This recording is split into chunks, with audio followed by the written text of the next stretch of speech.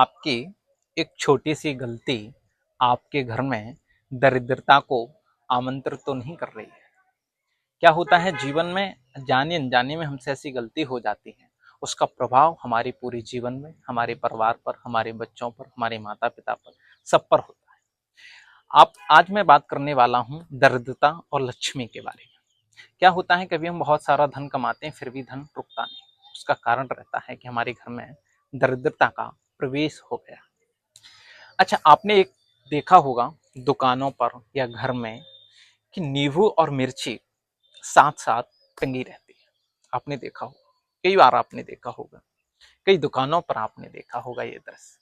तो वो क्या है कि हम क्यों नींबू मिर्ची टांगते? नींबू मिर्ची हम किसी टोटके के लिए या नजर बचाने के लिए बिल्कुल नहीं टांगते।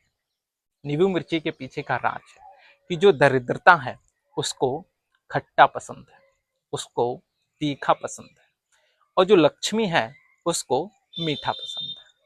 तो जब हम क्या करते हैं अपने घर में गलती कि हमारा जो फ्रिज है ना, उस फ्रिज में हमने मिर्ची भी रख दी है और उस फ्रिज में हमने नींबू भी रख दिया।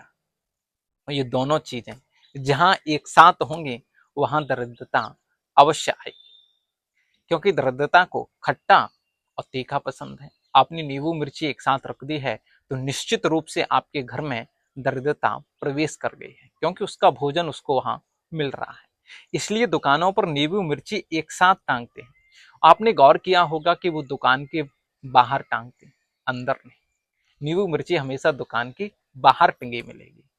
इसका रहता है कि दरिद्रता और लक्ष्मी दोनों भ्रमण करती हुई आती है।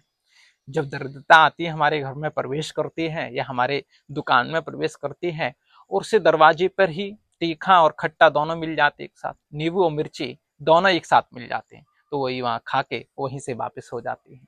और यदि हमने ये घर के अंदर रख दिया है खट्टा और तीखा एक साथ, तो वो दरिद्रता अंदर प्रवेश कर जाए। इसलिए दरिद्रता को यदि बुलाना है तो खट्टा और तीखा एक साथ ना रखें। नींबू मिर्ची को कभी भी अपनी फ्रिज में या अपनी किचन में, अपनी टोकरी में कभी भी एक साथ ना रखें। और यदि लक्ष्मी को बुलाना है तो नित्य अपने मंदिर में कुछ मीठा भोग लगाएं।